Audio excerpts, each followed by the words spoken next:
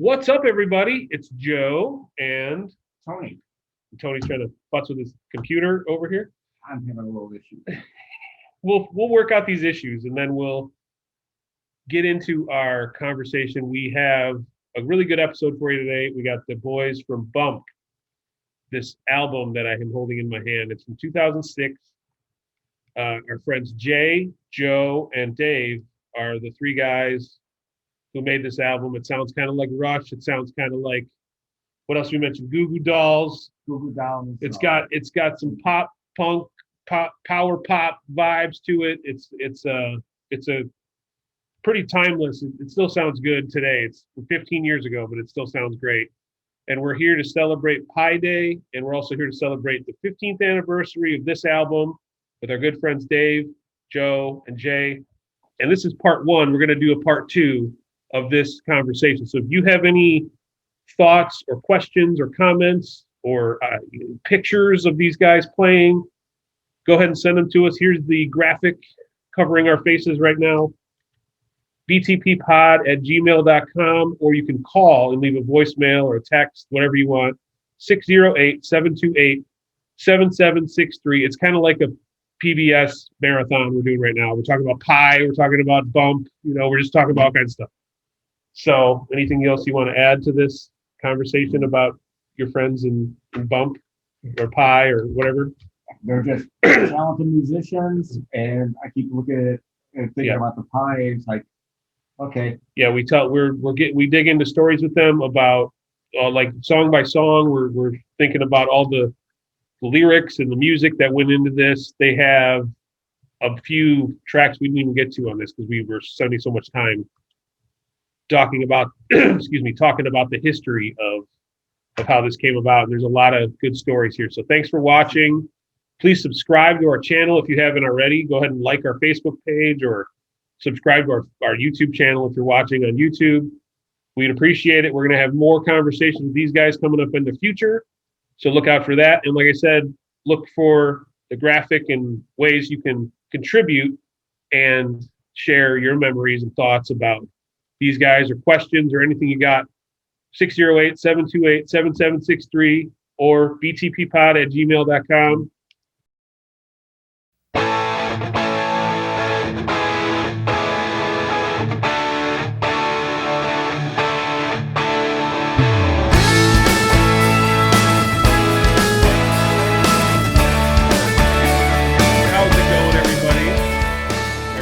Helping us with some visual aid here. We got the jelly roll, Bumpiversary, jelly roll, slap shot, and scene, scene, slap shot, scene, raw dog. Take on me. I love Take on Me. Spielberg, director. Spielbergo, and then Sammy Davis Jr. Yeah, the cameraman. I'm the cameraman, can. This is the Beside the Point podcast. No, that should have been Gary Davis Jr. Or Sammy Davis the Third, or yeah. Yes, so like completely not that. That was his Gary Davis Jr. We can't control ourselves. We're not going to ever. It's never going to be serious. It's going to be. You're gonna. What it is. Hopefully, you're gonna have some. So good what it is, man. Yeah. So it is what it is. This is the Beside the Point podcast. We're talking with. We got Dave Benziger, Joe Rocha, and Jay Rocha, the holy triumvirate of an album that was made 15 years ago, called Bump. The band was called Bump. The album was called Bump. What else was called Bump? Is anything? Let's start with where the title and the cover up the hole in the pie with Bump. Where did the idea for Bump come from? Where was obviously it's a sign that you see in the construction zone, but you know what? I mean, you asked all three of us, you're probably going to get three different answers. Right. Different answers. Yeah. Well, but whoever wants to go first, go first. Go ahead, Dave. Well, because I'm trying to remember who threw the Bump name first, because the project, the project itself was in 2004. I had befriended guitar hero Carl Verheyen, who is the producer of the CD, and because I just fell in love with his guitar playing, I emailed him directly and I said, could I ever send you some of my, my guitar playing? I'd love to get your thoughts. And he was super kind and said, I really love the stuff, but you really should, dump the drum machine stuff and actually, have a full blown recording. And if you like, why don't you come out to LA and, we can book time at a studio. I can get you, some of the pro players I know to back up, and we can, create this, a better platform for you to play on. And I said, well, that'd be great. I said, but my goal for all my albums was just to try to find the opportunity to become like a touring musician. And Joe and Jay and I had been going to the NAMM show a number of times to try to just, say, hey, we play, we'd like to get gigs. And so I basically said to Carl, I said, would it be cool if maybe my buddies and I did this as a full-blown project, 3 of us, so it would be all live, and we could all use the CD as a way to say, as promo. And he said, sure, let's make it happen. And so at that point, it was just, okay, then I'll start writing some tunes and we'll figure something out. But it was also that aspect of we had really only been, hey, there's the man. That's the guy. We had only been doing our own thing, but, we were, geez, did we, no, we were. One thing before we get further with, yeah, absolutely correct. I'm totally what Dave is saying, but I want to add to, like, the history was the 3 of us were getting together every Sunday for years, whether we had anything in the books or anything. It was just, 11 o'clock, Dave's Sunday, 2-3 hours, just running tunes. And Run to Hell Famous. Right. Oh, Run yeah, Now yeah. Famous. But dragging it on the then we have TV. The original. Pretty much, yeah. Yeah. We have to add too, like, we had a couple of different members in the band too. So it was kind of, Yep. we were always like playing, and like people would come in and out. And, but at the core, it was us 3. And then, so we were playing forever. And then that's where Dave says, he contacted Carl and all that kind of stuff. So I just wanted to make sure that, we had that what do you say, habit going. So just just playing and playing. And then so shoot, then what? Go ahead, Dave, from there. And then that's when Carl was like, just, that sounds like a great idea, because then it's a win-win for everybody. We could do the project together, but we'd have something that could benefit each one of us individually. If we're at a NAMM show and somebody's looking for a drummer and it's like, I got the guy, here's the CD that, we made, and so on and so forth. And then as far as everything falling into place, Carl was like, well, I'll find a studio for us to record at. And he goes, when I was on the phone with him, he had said, well, we got this place. He goes, but I really love, Sunset Sound. And when he said that, I'm like, and he goes, well, maybe would you like to go there? And I said, so we're talking Sunset Sound, like Van Halen. Can you find anywhere nicer? Yeah. Yeah. Van Halen, The Doors, Prince. Dave Grohl did a documentary about that place, right? With the Well, the soundboard that was in there? That was- Or that was Music City. Music Or- City. Yeah. Music. Sound City. Sound Sound City. City, Thank yeah. you. Music Yeah. City's Leroy. Yeah. Correct. But Muscle Shoals. No. So when Carl said that, I said, well, yeah, I think that would be even if everything sucks, we would get to go to record at a studio that Van Halen recorded the David Roth albums at. And so the whole thing was just like, okay, let's do that. And, Carl took care of booking the week. We all planned it. I'll throw it over to Joe, because they drove. I only brought this guitar and that guitar. You and I flew.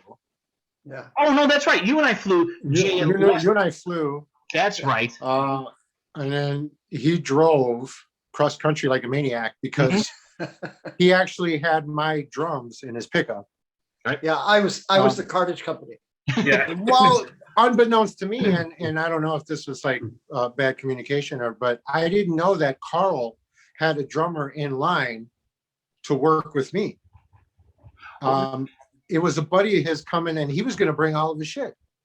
And don't you remember the day that we got to the studio, he was like, are you sure your brother's bringing your kit? I'm like, yeah. I completely forgot about that. He's like, well, I had my buddy on board to bring all, and I forget the guy's name right at the moment, but I didn't know that. So that could have been an option.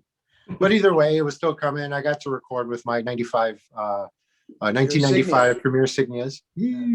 Right. So, but and I wanted to add too, as the band historian, may I add, there's that's why we have you on. There's another part that goes with the playing that we got together every Sunday. Dave had the tunes written.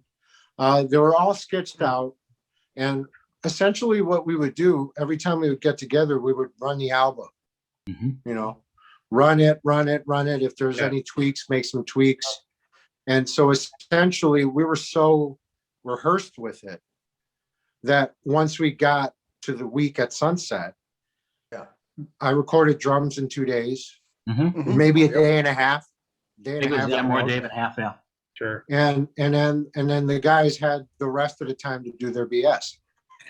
You can go walk down Sunset Boulevard and then these guys can do what they No, and actually, you know what? That's one of my favorite Carl stories is I had finished recording my drum parts.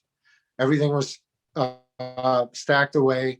There was a couch in front of the control booth that was inset into the ground. So I snuck into there and I just laid out.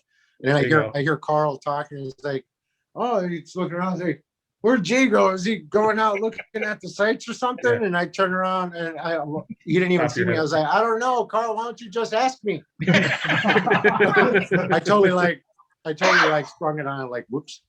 But no, to go back, I digress. To go back, we were so rehearsed with the material that the thing that we ran out of time to do was the vocals. Yep. We got one done. We got another Girl on Another Planet, right? Yeah, 1, 2. And so we did all of that, brought it back home. The guys found a place to record the vocals. And then they did that. And it was actually a process. Was it that microphone? Yeah, microphone. Oh, really? Well, it didn't have the black ball on it. Yeah. Shing. Hey, it's naked. Yep. This is a family show. Put that back on. But essentially, let's talk about the fact that we had studio number 4, right? No, Studio 2. Studio 2? Yes. Yes. Okay. So we had Studio 2, which was the Prince studio. Purple Rain. The wallflowers and all that stuff. So just to let people know, I mean, how cool it was. I mean, we had a 12-hour lockout. So, or did we have 24-hour lockout for the week? I think it was 12. And I'm so sorry, but when the weeks flew by, I have all the paperwork in storage. I wanted to find the office box where I could literally pull out track sheets, what amps we used, everything. We'll get to that. I love when it came time for Dave to record his guitar parts. Oh, let me tell you, you hear about those rock star stories and these cats that have all of these things at their disposal. What I experienced. Now let's just jump to Dave's recording of his guitars. Okay, so then the day comes, and I think you had Wednesday to Friday. You had 3 days or something like that. Yeah. So bass and drums were done. Now, Carl knows, okay, it's Dave time. Carl's he has his cartage people empty out his storage place. Empty it out. All of his amps, all of his guitars. The entire studio was full of Carl Verheyen product. And then Dave's just that one? That one? And then, okay, so then, but then to watch him record all these layer of guitars, okay, so the very first one that I remember was the Marshall Cab. Yep. in the live room. Dude, you Fucking could not head stand. on You 11. couldn't stand. You No, couldn't stand it- in the same room. Yeah, they turned it, You set couldn't it. even stand by the door. No, when No. Carl plugged in, when we plugged in, Carl's like, "Don't play, keep everything off." He went to the settings, "Don't play," left the room, closed the door, now play, and it was just like, of course, it wasn't this nice, clean little. It was, and then after I shat myself, I thought this is going to be fun.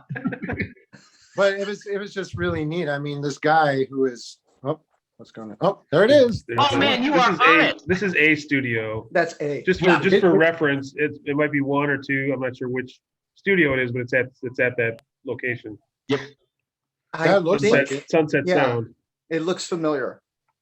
But you know what? I think that's actually one because two had that area in between the glass and the board. Right. That was like a lounge area. See if I can And find it. and because I'm on like the 15th computer tower since all this happened, somewhere buried I have just great photos, and I just haven't had no time to do that. Oh, which reminds me, Joe, Yes. do you and Les have video of?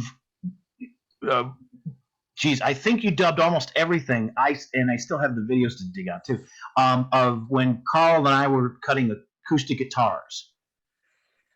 I thought, or even I just a know that couple we pictures, have something somewhere. There was some footage of that, right.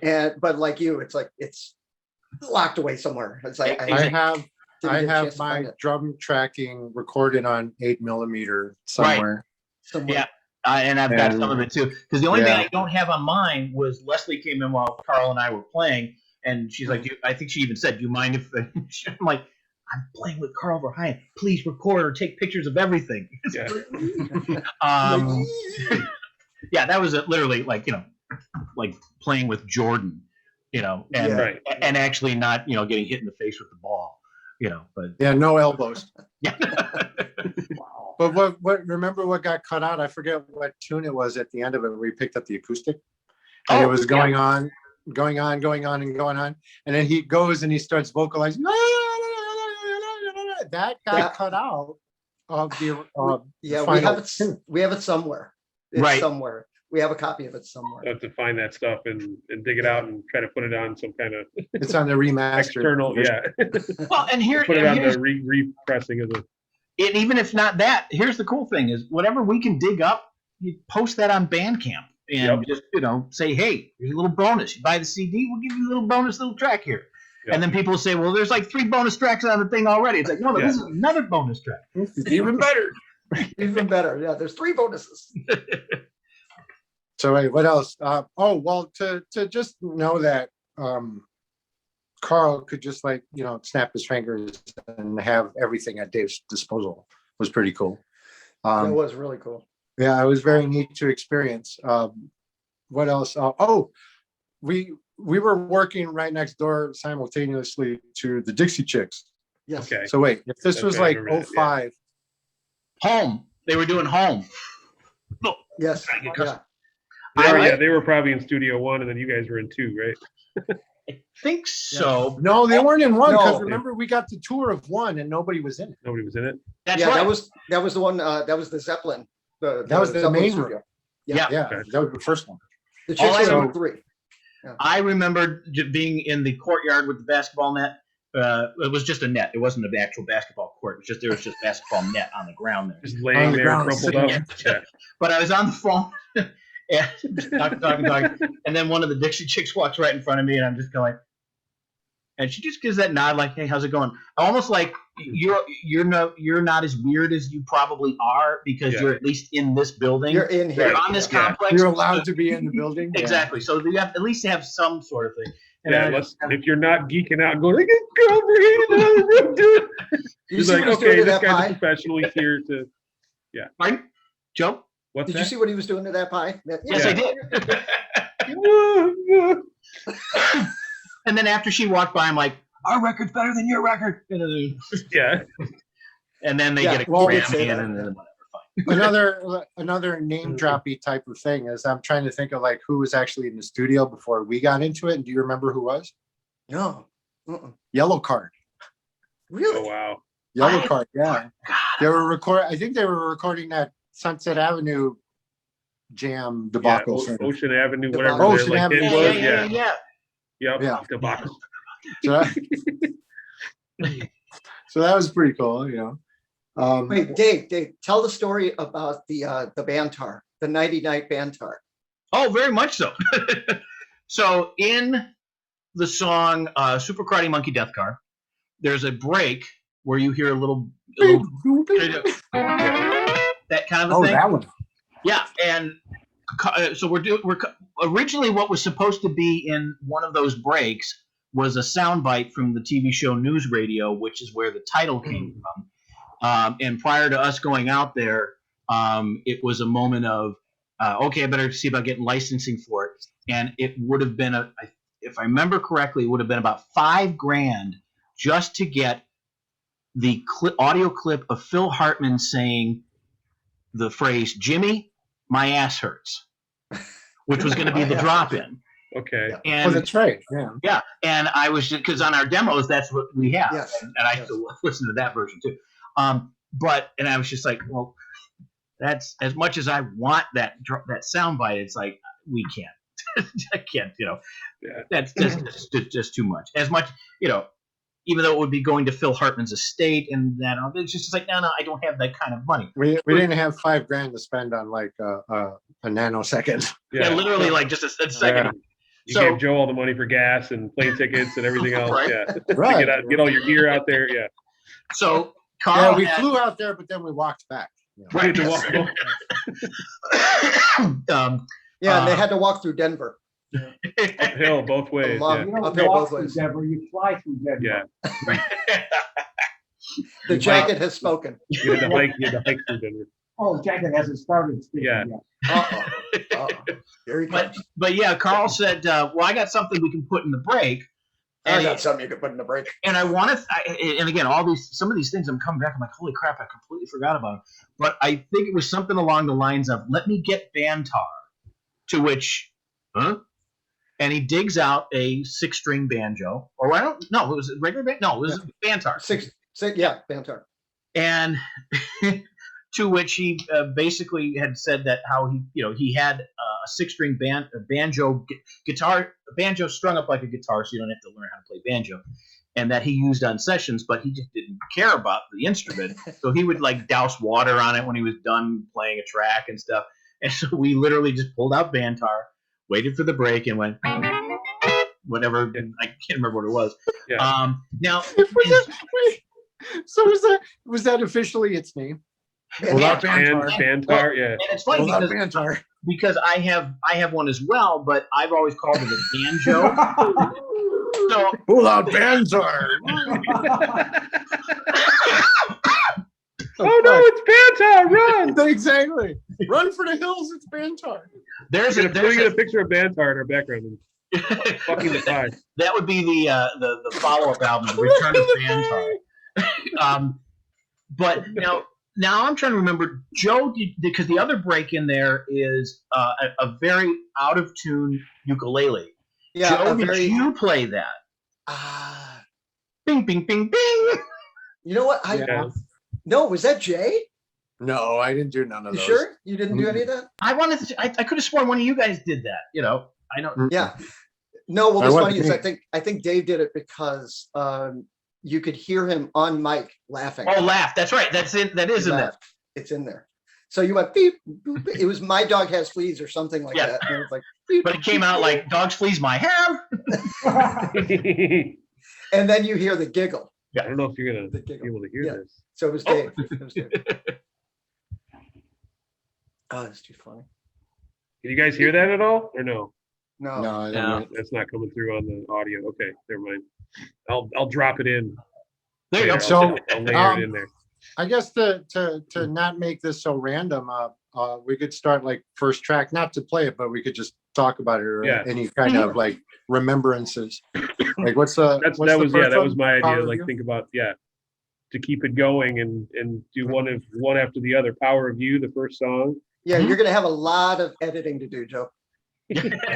There's gonna be a lot of What- that. I'm just gonna leave it go. I don't care. When I got this CD, Yeah, I'd let it go. Hold on, the jacket's got something to say. Yes, sir. when the jacket speaks, you listen. I'm gonna edit this. When I got this CD, the first song I heard, I put it in there, and I remember if it was Jay that gave it to me or Joe gave it to me.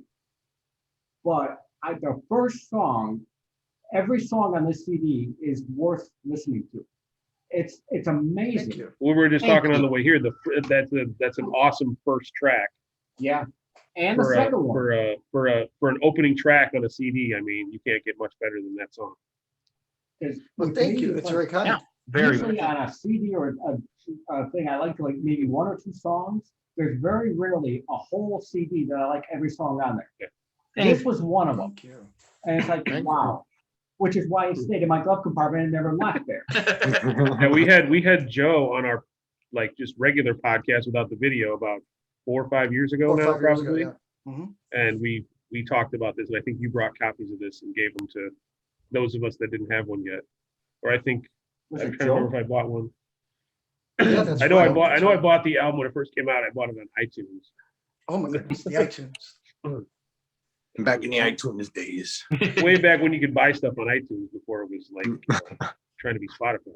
But you know what? About Power of You, that is the oldest song on the CD. Yeah. And old. So that is the first song that belongs on Yeah. the CD because it's the first song you guys were We working were on together. playing that for easily 10 years before. Wow. So Um, it was, hey, that was pre-bump then. Right. We recorded that, the first demo, man, and now I'm thinking about this. Man, I should have pulled out those tracks, the recordings on cassette and then put them onto digital. Nobody knows cassettes anymore, Dave. What's a cassette now? I'm old. Is that like, it's that famous director, John Cassett. Is that Not a cassette. is that like that thing that used to be on top of my dad's TV with the big slot in it? Was that for a cassette? I'm kidding. It might have been. I'm totally going to avoid a really bad joke right there. So When have you ever?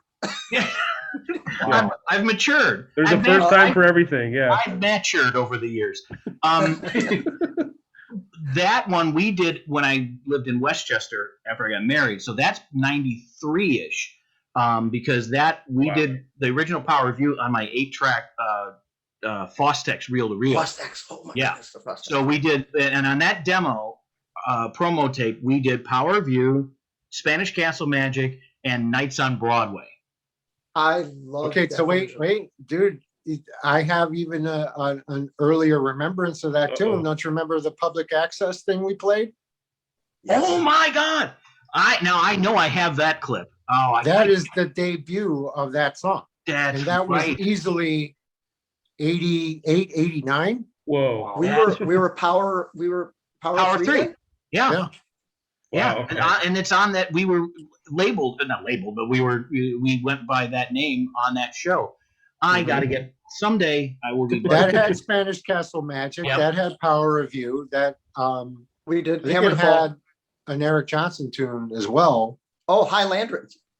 That's right. We did Highlanders in that one. And And it had footage of Hammer to me Fall. at 350 pounds. That's right, because I remember bringing the Brian May to that Yes. shoot.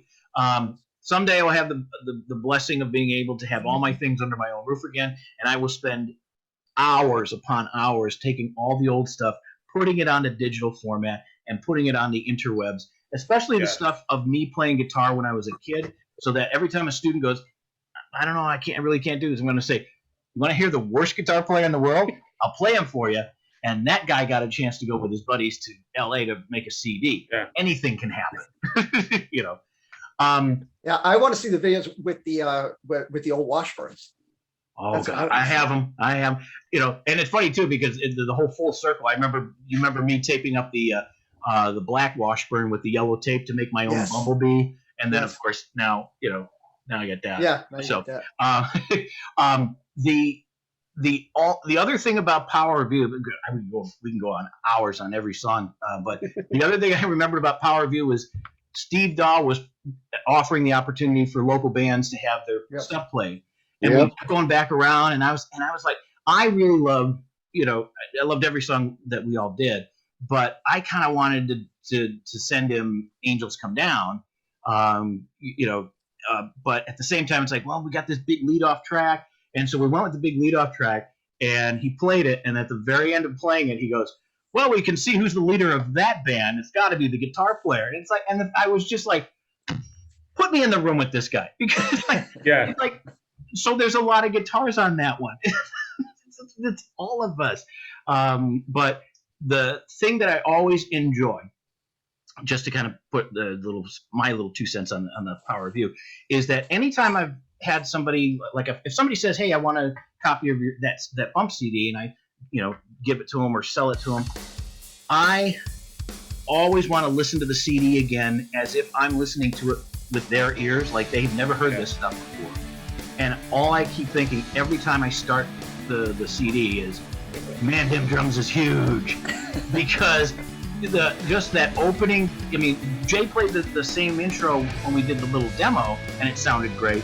But then when he got his kit over at Sunset, it was just like, yes, that's do you remember one of Bernie's last things that he said to us before he vacated it? Was we had extra time, and that's how Calvin and Hobbes got recorded and all that kind of stuff. But he had said to us, like, nonchalant, it's like, "You're in $1 million studio. Yeah. You got hundreds of thousands of dollars worth of microphones. What do you want to do?" Yeah, you got a couple hours left on your time, just like Right. or something. We got right? like 3 or 4 tunes on it, I think. Yeah. Uh-huh. What But what's the next track? Angels Come Down. Jay starts laughing because he knows he created the best line on the album. That's the story I want to hear too. Like who was the first person I don't know if I to can tell you figure the out? actual story. Yeah, but like I just wonder who the first person to figure out. Wait, we need, like, the syllables don't match up with the line, with the word, so we need to put. We need 2 more syllables. How do we do this? And then Jay. Well, that's exactly what Dave. Yeah. That was Dave's thoughts. Verbatim. That's exactly what he thought. And as soon as he finished that last word, that's when the lyric came out. Bring me more beer. I've listened to this CD so many times, and that song is special. It wasn't until today that George pointed that line out. It's like, I never realized that before. That was classic. Because it works so well. Awesome. Yes, it does. Because I'm a big boy because I gained my COVID 1,900 pounds. Yeah. I'm a big Warren Zevon fan, and so I had the kind of serious lyrics in the verses, and then I started to write a serious lyric for the choruses. But then it was like my brain almost said, like, what would Warren Zevon write here? Angels come down to me. Yeah, you go, oh. And bring me more beer. And then I went, yeah, that's what he would say. Bring I'm me going to more put beer, that in there. And again, have that just repeating. And I'm like, but at the end of the song, there should be a tag. And then Jay hit us with that. And then about a half hour after we were done laughing, for a half hour nonstop, we were like, okay, that's the ending line for the song. There you go. Not too late. Bring me more beer to me. Now, hopefully I'm thinking about this right. I think this is the song to where we didn't have lyrics yet. So when we're working through the song, in the choruses, we thought of nice replacement words. Right. Is this the face? Remember, Cummy face? Oh, yes. Yes, can we Yes, face it down? was. Oh no. Oh. Oh boy. All right, who's gonna? Maybe we are getting So- X-rated on this thing. We just Well, this is how we would remember the sections. Yeah. yeah, You know, because we're so always that's- 12. Because we're 12 years old. That's why. Right. We're all So that 12 was years old. the Go on. only way that we could commit it to memory. And then plus those words just fit in the lines. That's what we wanted the melodic lines to be. Okay, so we had the lines, we just didn't have the words. So then we would just, anytime we would come into it, one of us into the microphone, come face come come. And again, I'll put you guys in the category of the great ones. Paul, the story about Paul McCartney doing Yesterday. He's like, Yes. scrambled eggs. He was Scrambled trying to eggs. figure out. Yeah. He was trying to figure out the lyrics. Exactly. He was Exactly. trying to figure out the melody, but simpler. Because granted, he was way more mature than me. way more mature. He was, he said something about, oh, I love your legs or something. He did have a little bit of a, where he got dirty with it, but Yeah. But yeah, he was still just talking about legs and not talking about whatever, I don't want to repeat it. Now, if I'm not mistaken, Dave, did we actually we did a version of that with Did you guys harmonies? record that almost? Yeah, I think we did. It is harmonies. recorded. I'm sure it's recorded. Yeah. I know we tested out harmonies. I think it just worked better. Just solo vocal and straight. We really, let's take all the time we need to go over this today, but we have to do a part 2 of this interview because I got to figure out all this stuff. Yeah. And then, We need to bust out all these like little tidbits I'm forgetting about all of that stuff. Well, thank God I'm in the band, eh? I'm thinking there's gotta be a part 2 also, because this is just, it's, wow, But yeah. beyond words for me, and I usually say exactly what's on my mind. because that's probably the first song I heard too, because you guys were playing these songs in the mix. We should say too, like how we all know each other. I was actually trying to get John on. He's with our friend John Laird. He's with his family and hanging out right now, but he wanted to pass on the story that he walked in and you three were playing as Sing with the Band, doing the live band karaoke product that you guys were doing at the time. And he saw, yeah, you guys know how to play Thin Lizzy cowboy song, and can you sing it? Yeah, go ahead. And he was impressed that Dave, made it sound like the twin guitar lead, like Thin Lizzy, So he was gonna mention, he wanted me to at least mention that story. But that's how we all know each other, was from the Right. Sing with the Band thing. And you guys would have a warm up tune, 2 or 3 songs. We'd play some music, getting the crowd going, and that would be one of them. Sometimes when you were first trying to promote this album, you were saying, hey, let's play one of our songs, and then you're like, screw it, let's just play one of these songs that we're rehearsing, or we just recorded it or whatever. So that was one of the first things I think I heard. Yeah, by the time you had caught us, Joe, what we had morphed into was the Sing with the Band thing. Right. Yeah. But at first, once the album was recorded and we were back in town, we were kind of like an all request thing. Yep. Yeah. Like we would throw out like song lists to the tables and be like, shout them out, and then that's what we would do. Yeah. So then the booker we were working with was like, hey, well, if you want to add the karaoke aspect to it, I think that would be a better thing for you all. And then once we did that, then that's things started to roll a little bit better. And then that's what you had caught us. Yep. Because John was like, hey, you like, because we met at karaoke at some point or whatever. It's like, hey, you like karaoke, you're gonna like this, because I had been in a band and dabbled. I had music lessons and things when I was a kid, and then I was working kind of with some coworkers in a band, and so it was comfortable in the environment. I was like, oh, that was probably a better step for me personally, as like a quote unquote musician, but not really, but not like you guys, of course. But just I have it in my spirit, right? So I'm like, that's more my lane to be in, is doing a Sing with the Band karaoke thing. So I actually kind of started doing that, and it was like, do I need to even bother doing Did we ever give you a theme song, Joe? I don't know if there was ever officially a theme song. Because Sean would get Freddy's Dead. Right. Yeah, right. I'm sure Laird had one. Since you probably had tons of different tunes that we would always bump Because you that was on. my big thing with karaoke, is I would just try something different every week, and that was these guys still have 600 some songs in their book.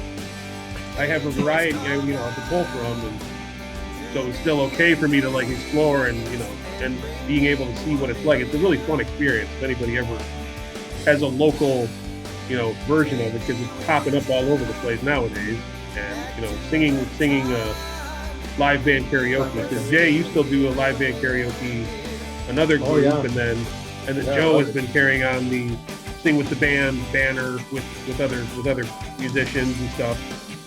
What's funny, real quick, let me interject for a second. Go ahead. Because we and a lot of people that know Joe, they know him as Joe. Yeah. Joe. Right. So remember back in the day when we were when we had our sign up sheet, or our sign up board, Joe would write Joe.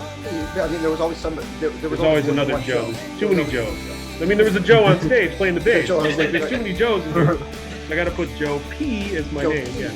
And then it just it morphed into Joe. Yeah, And what's right. funny is that when I hear people referring to Joe, I hear them say Joe because they know you as Joe. Yeah, it's inevitable. It's Yeah.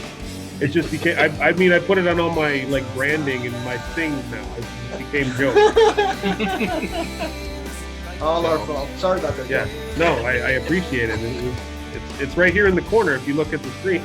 Oh yeah, that's right. No, Joe Hey, don't Cast. talk. Joe Brownie, don't talk. Let Joe talk. Yeah, I gotta put jacket over here. So Yeah. jacket was already here, so. And it's funny because just for Joe said I'm going to karaoke one night. I said, yeah, I'll be going there.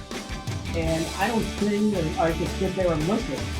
And all of a sudden, it's like before I even knew it, Joe starts singing about a jacket song. Oh yeah. And that's another story. How That we got the whole was thing going. years later when you started. Yeah, you started hanging So out, that's how the jacket started. It was Joe that did that. and then there was like you had your little drum machine or something. It was like it was like a little samba, and then like Tony Ross's jacket is here, and it's his jacket. And then every time I go there, he announces it to the audience. Because he just wore his jacket, It's just funny. rain or shine, cold or warm. He just had his jacket on because that's his Yeah. the jacket. And Jay knows me with that too. So So, because I worked with yeah. Jay in a couple of bands. So it just became Joe in the jacket, and everybody's got nicknames. We're all old friends. That's right. Joe in the jacket. The first time I actually heard Angels Come Down was at Sing with the Band that Joe sang. And it's like, wow. Yeah, you must have done it at like either the Barney's or something. It I was think one it of the, yeah, He was at Barnes. because you came along a little bit later after all this was going on, but Yeah, I've only been doing yeah, come and see these guys what about 6 years now? at least yeah maybe. From a little bit. Let's just say Gotta be 10. longer than that, man. Yeah, let's just say 10 and we'll move on. Yeah, just keep it at 10, like monk style. Just This keep it came out 10. 15 years ago, so yeah. That was Yeah. about 10 years ago is when I Yeah. started listening to it. No, maybe not 10. 8 years in maybe. Yeah, 8, 9, because like I said, 'Cause I- Dave I was can't playing do math. guitar, yeah. And then you stepped out to do some other things and you were gonna move or something like that. So then it became another guitar player and Jay and Joe. And that was about 9, 10 years ago, I would say. Yeah. 8, 9, 10 Yeah. years ago. So that would be yeah, about the time you showed up. I think it was after. Jay, were you still doing it with Joe at that time Might when I have, started? Yeah. Or did I Yep. come afterwards? Yeah. Because there was like City Limits and other places that they were still Yeah. playing. City Limits is where I Yeah. was. Right. That was my first song on a Thursday I've night. been what in animation for about 10 years now, and that's Yeah. been it's easily been About a decade. sheesh. Yeah, easily. Has it been Wow. that? Yeah, I Can't even guess. think Yeah. about it. Like holy shit. Yeah, that was like 12 or 13 when you did Summerfest. And Oh, Yeah, and I went when with you when you donated my wind chimes. Yep, to Hall & Oates. Hall & Oates have your wind chime too. That was 11, my friend. That was 11. Evan? Okay. Yeah. Wow. And he When still, I- and he can I- still can won't I- let it down with those. Joe, I Fucking wind love you, but chimes. let me tell this story though, please. I have to tell this story. So Go for so it. we my first Summerfest gig with animation, go up there. We're I don't know, out of 3 bands before Hall & Oates, right? So, but I could say that, hey, we're opening for Hall & Oates. But so my first gig, I just got these bitchin' fucking wind chimes, right? Just, oh man, that's like, oh, nice spread, just like, oh, cool, okay, right? And then do the gig, everything's cool. And then Joe volunteered to help me. I was like, yeah, man, cool, no problem. So I don't know what I'm walking into. So yeah, any help would be great. Turned out, I mean, I needed every hand possible, but that's a completely different They were story. shuffling us off the stage. They're like, it wasn't even Hall, like you said, there was like 2 more bands before Hall & Oates even Right. came out, but it was like this whole production. They're like, all right, everybody get, and you had your whole setup, and we're trying to move, and it was like, Move it here. Like, and it was yeah. like the U.S. Army band or something. It was Right. like this big deal. So we're like, let's get out of the military's way. They, Mhm. all the money they're probably spending on this gig. Remember? No, but like, they they had a lot of stuff too to shuffle Yeah. around. So it was like we had to get Yeah, and then it was like hurry up and move, So Yeah. then, long story short, So things get it was lost. Hall and Ass before Hall and Oates. Hall and Ass. Yeah, Right. get off the stage. But then how I end up making peace with it is that anytime I think about it is It's like, oh yeah, Hall & Oates got my wind chimes. Yeah. So Hall & Oates. So I listened to Sarah Smile, and I'm thinking, If you look at any live recordings or live videos, Like, there they after are! 2011, you're like looking close at the screen, like that drummer have my wind chimes. totally Because I just picture Oates just playing the wind chimes, but He's like just this. like, yeah. with his mustache. Just reaching up. I'm sorry, I can't make fun of Oates because I'm probably just as short as he is. And seriously though, it's really funny because I've seen you try to grow a mustache like him. Oh, very much so. I'm trying to get taller or shorter, but he's one of those guys where if you really sit back and listen, it's like he adds to the band. I always, he always takes the butt of the joke. You know what? I was having this conversation, Especially the wind chimes. I was having this conversation with somebody. What exactly was John Oates' contribution to Hall & Oates? Yeah. Besides the name, Besides the mustache. He was the other half of the name. Yeah, exactly. But musically, he was a really good guitar player. He is a You good had guitar player. G.E. Smith in the band. What the hell do you need him for? G.E. Smith doesn't have a mustache. No, he doesn't. I guess he needed like I said. That's Yeah, it was the 80s. 80s. He was You a needed fucking that. mustache. Yeah, you needed that mustache in the 80s. Anyway, And hey, the what hair, track are like we the on? big by the fro way? and the. Have you guys ever seen the Yacht Rock? It's like a comedy Yes. troupe that does this Yacht Rock Mhm. video, Oh, yeah. and Hall & Oates have hair like Right. out to here, like big giant afros. They're like the villains Yeah. in the. It's pretty funny. Go look at YouTube and find Yacht Rock, and there's like 10 episodes. All of those episodes are classic. And it's actually a friend of a guy I went to high school with, Bill, knew these guys when he was living in LA a few years ago. So he's like, yeah, I know those guys. It's like friend of a friend thing too. So go check it out. Very cool. But yeah, the Hall & Oates are like the villains. They're like, yeah, hey, Michael McDonald. They're punching Right. two fingers in the chest and stuff. And there's these ridiculous caricatures. But yeah, what is John Oates? I guess he plays guitar. A conundrum. That was my He does- favorite Jaco Pastorius Yeah, conundrum. Conundrum? day solo. Man, the harmonics are killer. Love that conundrum. And another track? another SAT word like conundrum that starts with C is contradicted. Hey, Ah, ooh. Yeah, you like that? Ooh, yes. We're getting a taste of it from Dave. Yeah, I literally played it wrong because I forgot it to not That's be.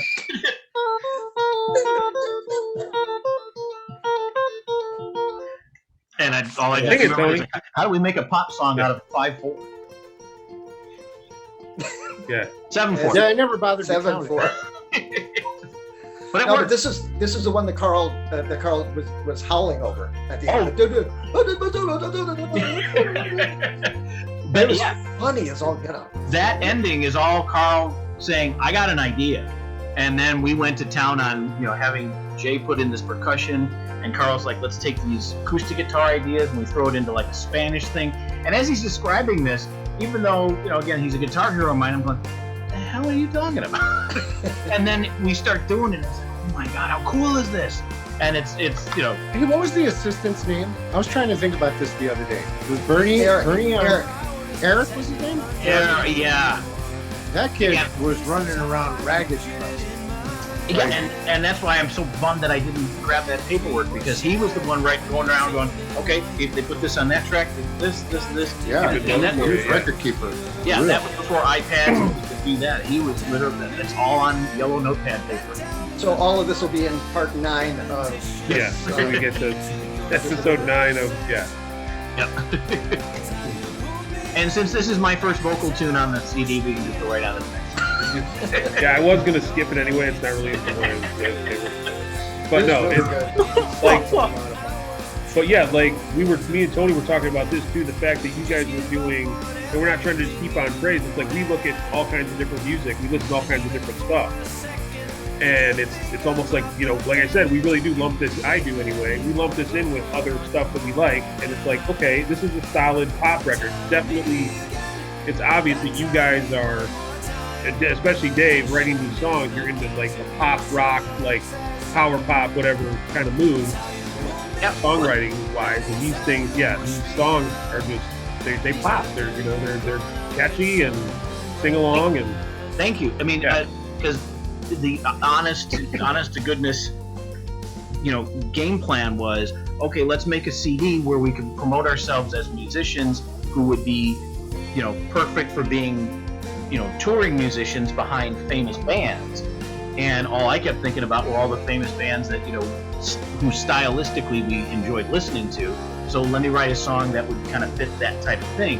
And I'm a huge Goo Goo Dolls fan as well. And it's funny because this song is actually inspired by a Goo Goo Dolls song that's not sung by John Resnick. It's actually one of the, for crying out loud. Gary. Bobby. Bobby, the bass player, hit one of his tunes. And I just thought, that's a great tune. And so I just kind of paraphrased, the vibe. And then people are like, oh, that's a really good tune. It's like, it's a Goo Goo Dolls tune. Like, it doesn't sound like a Goo Goo Dolls tune. It's great. Yeah. No, that from a Most sincere form of flattery, right? Yeah. Another historical perspective here, and this kind of added into the whole bump experience. We were doing a lot of exchanges with Taxi. You remember Taxi? Have you ever heard of Taxi? That they would ask for like specifics, and they would tell you like what they were looking for, but they wouldn't tell you what they would use it for. Right. If they used it. Yeah. So, but they would give you notes back, which were really helpful. Yeah. So we would see like the descriptors. Dave would see, okay, they're looking for a pop tune, sounds in the vein of such and such. So we would do it. We would copy something as much as we could, and without getting sued. Like Dave would just like rearrange chord progressions just enough, and then we would send it out. And we did that a few times. Yeah. We did that a few times to where we would get notes to be like, oh, okay, so we're definitely getting good pop note feedback because we wanted to be able to record something that would show us as players but not be annoying. Yeah. Right. Or not be like over the top, like, you could only listen to like maybe like 3 minutes of it, So like we were always song oriented, and that was Dave's doing. That's Dave's fault. But the great part was, with a lot of the tunes, we'll get to one of the tunes later, but the performances still came out as, wow, these guys can play, and Dave a little bit as well too. But because when I posted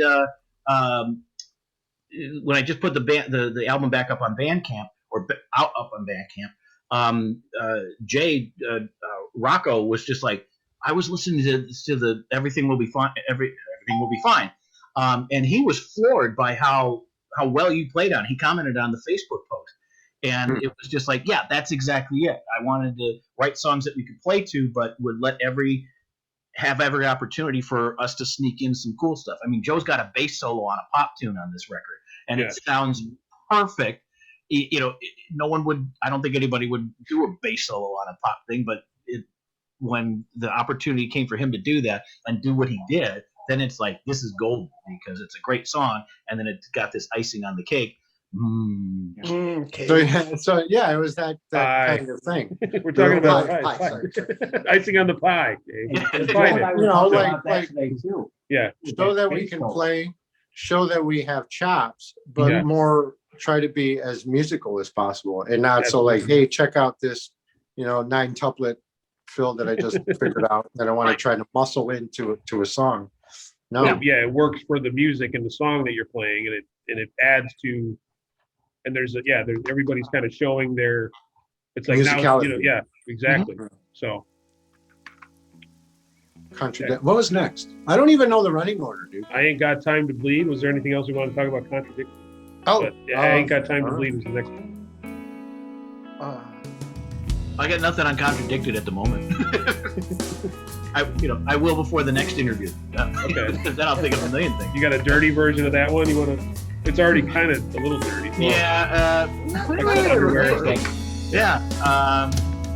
Just it is one of my favorite outtakes in the outtake section when I'm just completely murdering the vocal Yeah. So I kind of like would rather. Oh, me again. Yeah, you're like losing it. Yeah. I would rather hear my murdered vocal man. because it's more entertaining to me than my actual singing on it. I felt better to hear that you guys did that in like your home studios versus like in front of Carl, in front of like the Dixie Chicks or anybody else. Like you guys were messing up your vocals.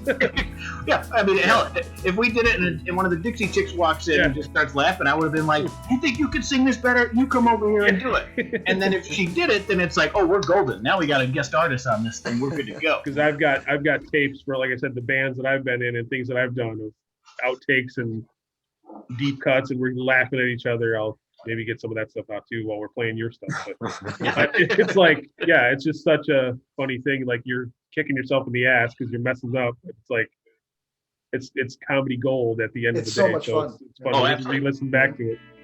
So yeah, I Ain't Got Time to Bleed is the next tune. If anybody wants to jump in on that one. Joe Killer vocal. Oh, thank you. Absolutely, yeah. The thing for me that I've always enjoyed about every song is that everybody sounded great on it, and then that made me sound good. So that was a win-win for me because I could suck through the whole thing, but they made me sound like, oh, he's not that bad. But the original version of this was an instrumental I did, in a different key, and then it's like, well, now we need a tune that kind of has a pop rock feel, and so when I started to put heartburn, I got a Tums. That when I started to put the lyrics together and stuff, I thought, well, if we do it in the key from the demo, it's going to be really weird. So I changed the key, and then I thought, I don't want to sing this. And so I was glad Joe was happy to take vocals because he nailed it on everything.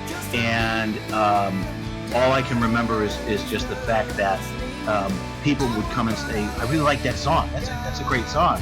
And it's pretty much kind of a paraphrasing of Too Bad by Nickelback.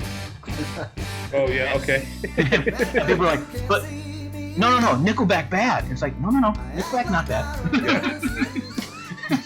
Nickelback bad reputation, but Nickelback not terrible band. Or right. Yeah. We're getting rid of all contractions. We're just doing caveman talk. Conjunctions. Did you know that? After an Caveman hour, talk. we're supposed to just do caveman talk. I said that in the contract. Bump good. Nickelback. And we have to talk about nothing but Nickelback. Silver Side Up album. Nickelback. This one we're getting rid of. Let me go get the copy of Silver Side Up. No. That was just another fun one. The only thing I remember in specifics was I wanted to make sure Joe did something on the vocal, I think on the second chorus, where I think he may have not just done it because he was just singing it the way he did. But when shoot. Historian. Yeah. No, see, I don't. My memory of this one is I didn't know the words at all until I heard the finished CD. Yeah, because I don't think we maybe even added lyrically. No, because we recorded all of these without any kind of. The only vocals I remember having is Another Girl, Another Planet, girl. That's and Tom Jones. That's it. Yeah, we did scratch for those. Yes. Now I remembered what the thing was. I wanted Joe to hit the high note for to really go Rain. For Always Rains. And because that I knew I would never be, even if I just auto-tune the hell out of it, it just would have never worked. And when he did that, I'm like, yep, there we go. That's. I was thinking that. I didn't want to jump. I didn't want to overpower what you were saying, but I was thinking that, like that hit note you hit. Yeah. It always rains. I can't. But the funny part was right after that note, I went and took a nap on that couch. Yeah, you're like, I need a hysterectomy. I'll be right back. The funny part was I had originally hoped that I'll be right back. Go ahead. that he was going to do it on the last chorus, but you did it on the second one, and my brain was like, that's kind of cool how that wasn't expected. I'm leaving it there. So that. But that was fun. But thank you. Thank you. That was a fun one. One of my favorite vocal tracks on the album. Hey, your movie finished. Did he? Oh yeah, let me go fix that. Did Joe take 10 minutes at least that I saw? Did Joe take? Joe had to go make a new pie. what to eat is pie. Everything on this album, and I'm very picky when it comes to music, even though I like a lot of different ones.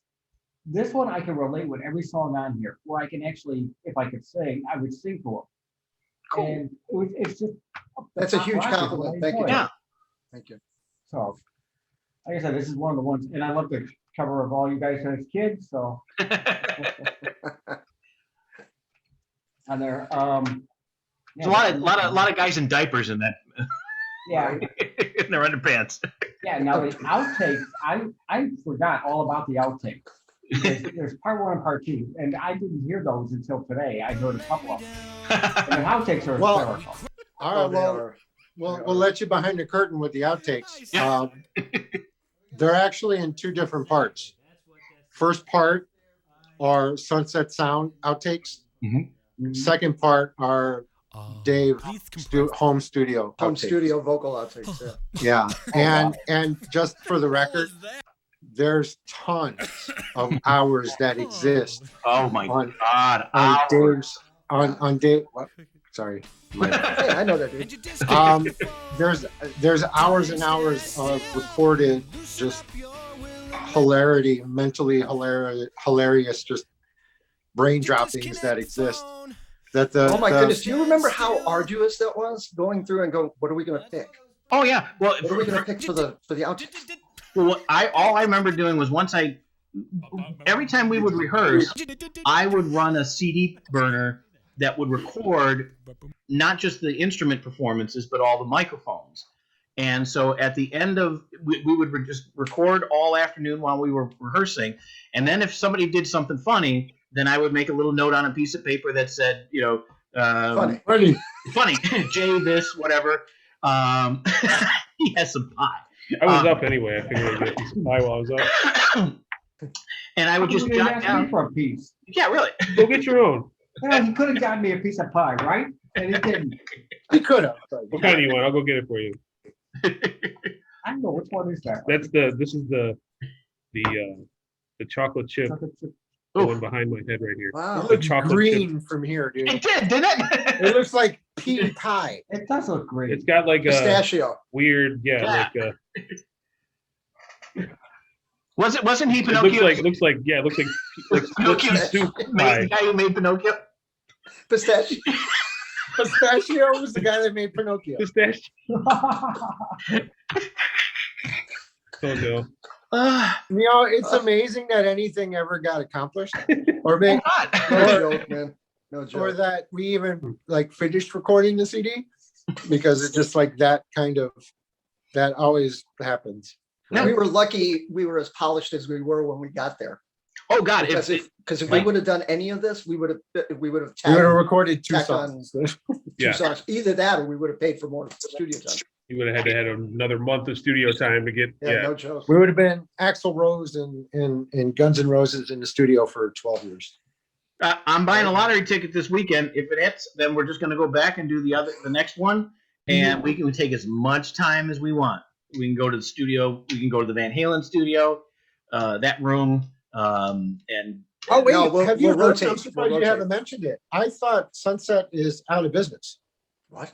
no, they're not that I keep seeing like 1960 something to 2012, like they shut the doors or something. Well, right now, because Carl just did a picture from there because he tracked some stuff there, but I think it was one of those things where it got bought and sold, because that's why like right now they're doing all these Sunset Sound Videos, which I've been watching. Yeah. like talking Yeah. about the Van Halen albums and stuff. Uh-huh. And I think it's Yeah, kind of more yeah. into like, hey, we're back. We're back. We want to get people in here, kind of thing. I think. Well, I can. So I Yeah, took it there's as a few. they're No, over. go ahead. No, I don't think so. But they were also doing Prince stories with at Sunset. Oh, wait, Yeah, so- here we go. Down Studio 3, where I did all the overdubs for my album of the month. So there he is in Studio 3 doing overdubs for his new CD that just came out, which is killer, by the way. Really? Why Why didn't you mention us? Yeah, what Many happened to- reasons. Yeah, we need to go through this. We're gonna go through this website and find. Oh, there you go. You guys. Yeah, they got a whole like animated thing. Welcome to Sunset Sound. Past and current clients. Here we go. Let's see if you Are we guys there? are on there. Oh, there we are, bleached. Elton John. Yeah. Is that Elton John? Frozen.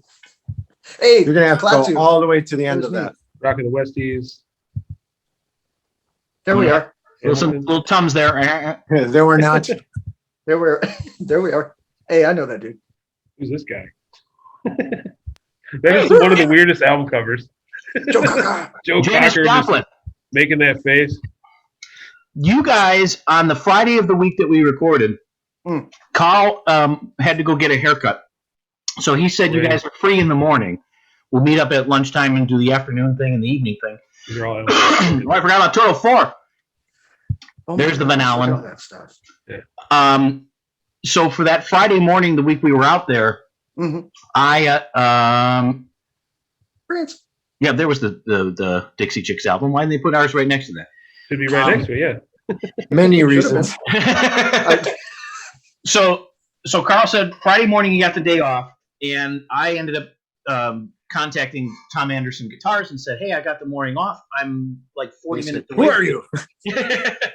So How'd you get this number? Yeah. Yeah. didn't you get the restraining order? And so they said, well, why don't you come up to the shop and take a look around? And so I said, well, guys, I'm going to go up and see Tom Anderson's place, and then I'll meet you guys back at the studio.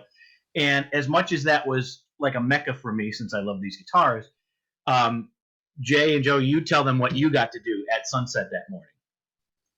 You got the tour.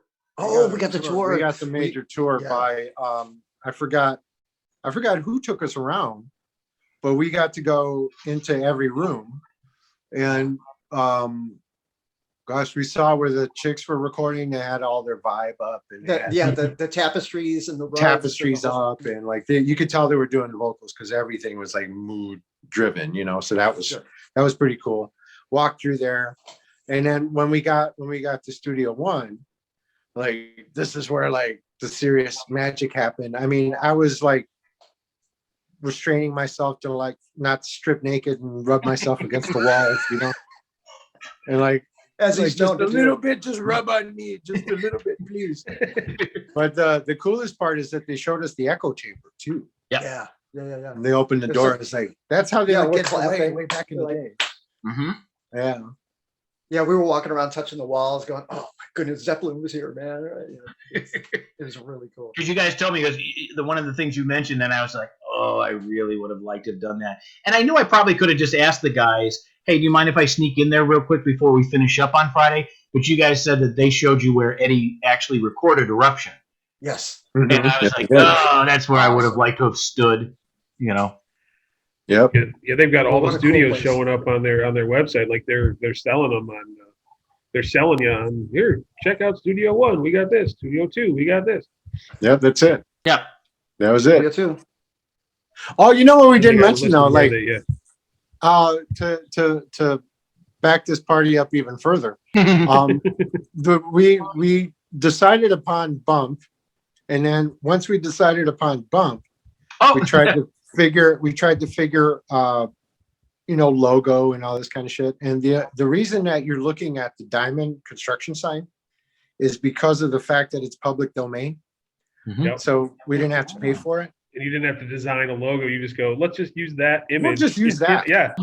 But here's the fun part. Like, I don't know where Dave got it from, but Dave lifted a sign somewhere. The interwebs. I'm like, Bump Road sign. I bought it on Craigslist. It was, Yeah. Get it from anywhere. Yeah. in that tax box. Craigslist around in 26. In that tax box, I'm sure I have the receipt from the company. It was like $25 to get an actual metal road sign. Wow. So it's like, So perfect, then- we'll bring it. So then the road sign actually made its way to Sunset Sound Studio 2. Yep. How that happened, I don't remember. Maybe my brother brought it. I don't remember, but Yeah. it was there. It was in the van. So then it got set up, but then the smart asses in the control room would change the name every day. So first day was Bump. After that, we were never Bump again. We were Yeah. Rump. Dump. We were Dump. Jump. I think it was Chump, Bumpy. Chump was my favorite. Chump was a favorite. Yeah, But yeah, I think it was every day Gump. I was a think Gump, different Gump was one. incarnation. So that was pretty fun. Funny stuff, man. Those guys got us good. Jay, Oh, Jay ran away.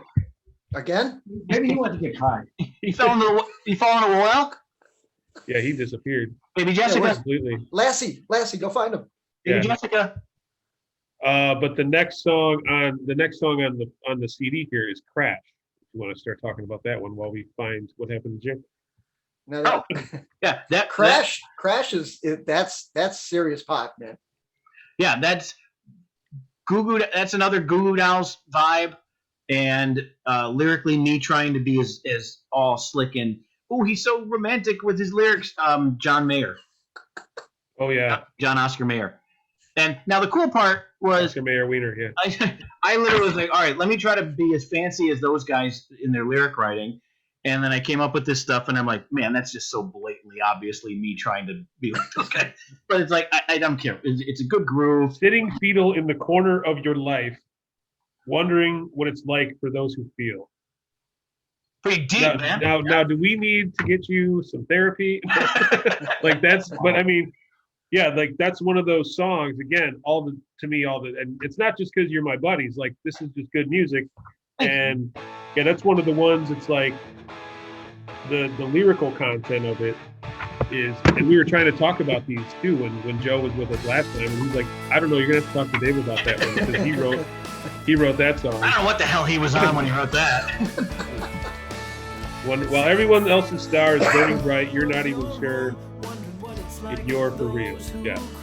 That was me that was like one of those times where I don't know how people write lyrics, but all right, I need something where it's like, okay, how about, a girl who's got all these, like life is just really beating the crap out of her, but when she's with the person that she loves, everything's okay, and so forth. So I went as descriptive as you can be to be like just having a bad day, sitting fetal in the corner of your room, just like, God. Yeah, because I will say, I didn't mention the first line. So you were actually being clever by the first line being sitting in the fetal in the corner of your room, and then you got all, sitting fetal in the corner of your life. Yeah, like you were. It was like you were trying to be, On the next verse, you started out with now we're going deeper into the well to find Jay and Lassie and whatever else we're doing down here.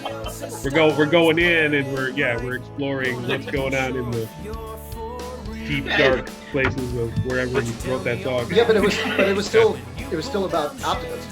Right. Yeah, because and then the funny part, and again, I have no idea. He had the rhyming dictionary, the thesaurus up, and all that stuff. That was my favorite of all the dinosaurs when I was a kid. Yeah, thesaurus. Thesaurus, yes. Thesaurus Rex. No, Thesaurus Rexall was the one that worked. He worked at the drugstore. He was golden. He was golden. Oh, you went there. It's a Westchester thing, man. Oh my God! Look at me. I look like I got sunburn. You did. But yeah, and then it was this whole. Then I didn't realize that when I wrote the chorus, it was just like, oh wait a minute, now the chorus is about me, the guy that's saying like, oh, now the girl wants to hang out with me, and then I'm the guy who has the happy day here. But in turn, we're both happy. So it was like, oh, that worked, and that's I can't toot my own horn on anything lyrically, but I was always very happy when people would say, I really love those lyrics. Those are good. And, and it's just like, oh, okay. Thank you. And I've always thought that anybody saying like, oh, I got like they have some kind of formula or something figured out with songwriting, especially lyrics. Mm-hmm. Like I think it's just too, and there is a talent or an ingrown thing, but for you to say that you have some kind of, well, what was I thinking about when I wrote this? It's just kind of spur of the moment and you wrote it down at that moment, whatever, right. You get that story out of it. And anybody telling you otherwise, I think is kind of full of baloney anyway. Yeah. Full of Oscar Mayer. Full of Oscar Mayer, yeah. Well, and it's funny, excuse me, after we finished mentioning about Crash, Set a Give coming up is a tune where I'm like, I have no idea what to do lyrically. And that's when Joe, I can remember if you said, "Do you mind if I take a crack at it?" or you guys already had something for it. And then as soon as they shared the lyrics with me, I'm like, "This is perfect." Plus, it also kept the fact that we could keep the title "Sedative," and have it be like, "What the hell does that mean?" And then he didn't even use it in the lyrics, so now it's even more of like, "What the hell's going on?" But Sedative, Yeah, as a title. we were pulling like a Depeche Mode or something. Have a song that doesn't really have the title that relates to the song. Exactly. Yeah, so and that's kind of how it happened. We were. Dave said, "I have no idea. I don't know where I'm going with this." And I said, "Well, I'll take a crack at it." And I'm not a lyricist at all, and you can probably tell by listening to the song. But Leslie helped me out on it, and we were throwing ideas back and forth. It's like, how silly can this be? How disjointed can you make it? And it was pretty disjointed, but it was still funny and kept, like Dave said, kept the vibe of Sedative. And if anybody knows the Young Frankenstein, they know that it's funny, it's disjointed, but it all makes sense somehow. Because it's give them the sounds like so we try to capture the vibe, the comedy aspect of it, and you're sitting there going, what? But it's still funny, and it works. It just works because of the song being about you being on the fringe of madness in a way. Yep. And you're like, you're hanging on to whatever you can, and then there it was. And Dave's like, that's it, don't change a thing. Yeah. Because then you make it funny, like you're saying, like the humor part of it, you make it funny where they're like coming in, hey, the sleeves are on the front with with the jacket. Again, with the jacket. Not the jacket. That's his favorite song, because there's a mention of a straight jacket. Yep. In there, but that's the jacket you guys haven't seen yet, but I have at home. Yeah. Well, and of course, speaking of like some of the best last lines in a song, when I saw the last line in the song that they wrote, I just remember going, "What the hell is that?" But then I realized it was brilliant. The Threnkel Wingnut. Where's my ballad song? That Threnkel Wingnut I stole. I stole that from it was Tommy Mars in Zappa's band. Oh, I like that face I got from Dave. Yeah, what? I don't remember. You should. Threnkel Wingnut. Tommy was the keyboard player for Zappa's band, right around 78 to 80 or something like that. He was on the Baby Snakes album, and a couple of other things. But Tommy did vocals on, I think it was it Junkie on Vice Flexible? Oh, yeah. Tommy did vocals on that, and you hear at the end he's playing his signature mini Moog, that French horn sound that he would get that, all that stuff. And at the end of, I think it was Junkie. If I'm wrong, somebody hit me with a sock full of butter. But if that's a good lyric too, wasn't it? So Tommy at the end of that'll be in Sedative too, yeah. At the end of, I think it was Junkie on Vi's Flexible record, you hear him play this riff, and he's like, and the very last line he says is "Threnkel Wingnut, why not ream?" Threnkel Wingnut, why not ream? That was the very last line in that song. Oh my God, I gotta go listen to that. Wait, now I already know I'm wrong, because the next song was Junkie. So it was whatever on Vi's Flexible record, whatever was right before Junkie. And I can't think of it right now. It's not Lovers Are Crazy, is it? No, it wasn't Lovers Are Crazy. Oh my goodness, it's gonna bother me now. Yeah. But anyway, so getting back to the point was, well, this is beside the point, right? Yes, it is. So, but getting back to the point of the lyric, I stole Threnkel Wingnut from Tommy Mars, and then I added the "Where's My Ballad Song." Me being "Where's My Ballad Song" is just so big. I took Kempo many years ago, and I was into weapons training, martial arts, and all that stuff. So the ballad song was I love that knife. It's the flip knife. And so it's like, because I originally, when I first heard you sing it, I thought you said, "Where's my parasol?" And I just pictured you like sitting a little parasol. Yeah, good. and I'm walking down the street, and all that sort of thing. But that's where it came from. I stole it from Tommy to Call put It in Sleep. our- Well, wait. Call It Sleep's Yeah. instrumental. Oh, does he? Is it at Yeah, the he end? plays it at the end. That's right. That's right. It's Call It Sleep. And I know this video is all about us because everything should be. But did you see the clip of Vi post surgery on his Yes. new song? I'm like, just stop, man, stop. He plays Oh better my with one hand than I will One hand. with five. Yeah. He's insane, and I mean that in the nicest way. Yep. And it was beautiful. I love the when he was doing his run and he hit the harmonic and Oh, then yeah. reached over with his left hand to play the vibrato. Yeah, It was like, he's just sitting there with holding the guitar this way, and he's like, I got everything. Don't worry about it. Good, thanks. Goodness. The tabs will come out in the beginning. At the very top, it'll say Left hand only. left hand only, post surgery, and good luck. Oh, I'm sorry for the left-right-handers. It's the fretting hand. Oh. The fretting. Good point. Good point. Because you could be playing left-handed or right-handed. I don't want to exclude it. I don't Right. wanna exclude it. Damn it, what the fuck? Will ya? Jesus Did you go Christ. potty? No, I don't know what the fuck happened. My phone didn't Phone want to went- work. It did, but then Joe had me waiting in the waiting room like a fucking doctor, just like. We were talking about Steve Vai. We got sidetracked. I was like enthralled. They were talking about. You'll see it on the recording there. Joe was trying to figure out that song "Sedative," where he came up with the lyric, the last line from, and we went down a rabbit hole of trying to figure out Oh, what we Steve, did. We did. Steve Vai song you stole it from, or borrowed it. Borrowed. Right. Borrowed. Right. The next song is "Here's a Little Something for You, Danny." It's Which is actually one of my it's actually pronounced. Anybody want to take it? Johnny. Joe? Danny. Anita. There's a little something for you, Danny. Something for you, Danny. Yeah, but see, when I do it, it sounds like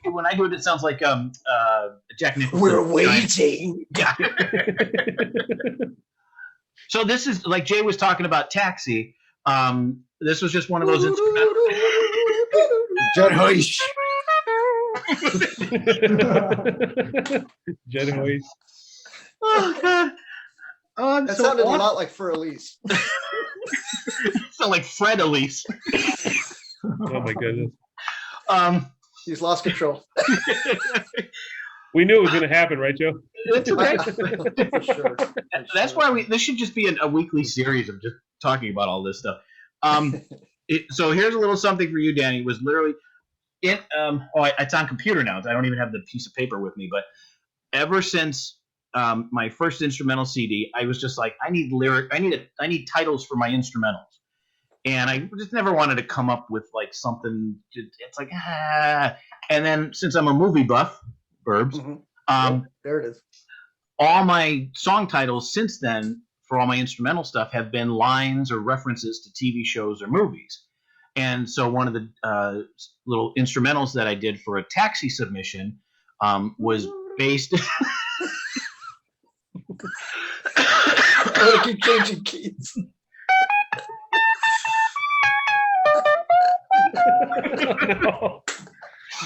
Hey, do we have to clear that? No, we don't have to clear it Yeah, because it's you not did it in like- a different key. No, You this is not even modulated close. it. It's fine. Yeah, It's not even close.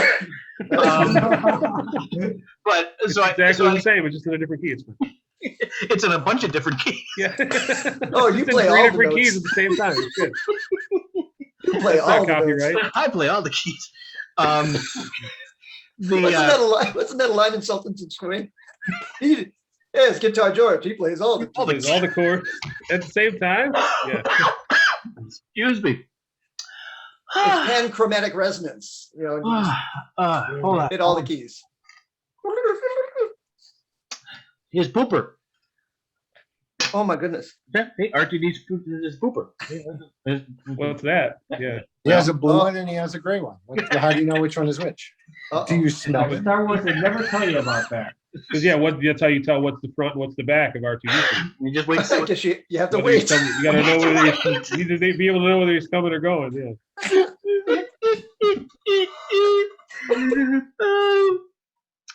What was I saying?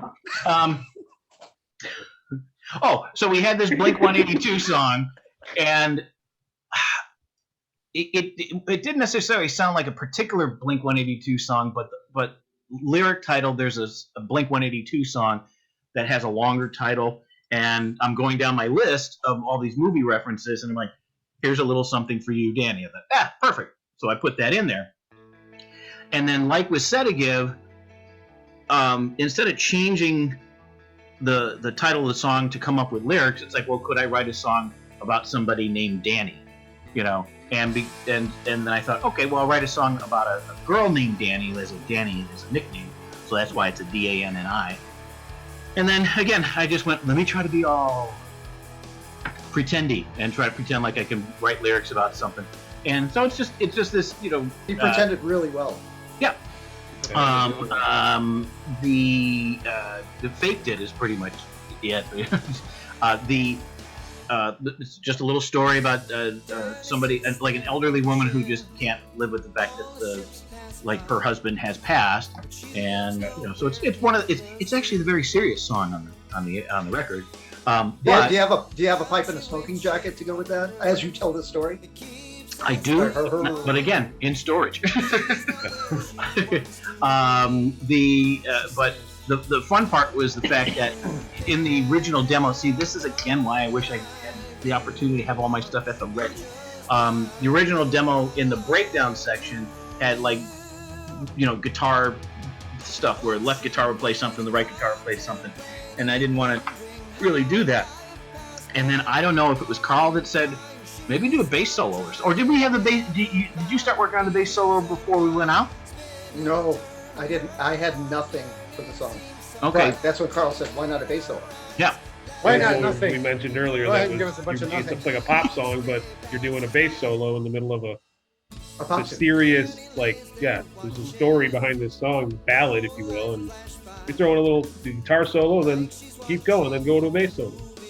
Yeah, this is something that I don't think we could ever reproduce live because of the tuning that I put the bass in. Yeah, you hit that. I remember you No in idea the what it live room, and we're just watching and listening, It's like- going, ooh. Playing, I'm like, okay, well, I want this harmonic, I want this note, I want these groupings of notes when I hit here, and blah, blah, blah, blah. So I went and retuned everything, and got it's something that worked for me. I think it took me a few passes and running around the net that was outside, not the basketball thing. Right. So right around that a couple times, came back in, because I remember doing this a few times. You know, I went in, I played, I'm like, no! And I'd run out, and run around, and I'd come back and, no! And I'd run back out. It was that character in Sesame Street, I'll never get it, never! Well, yeah. You know, that guy.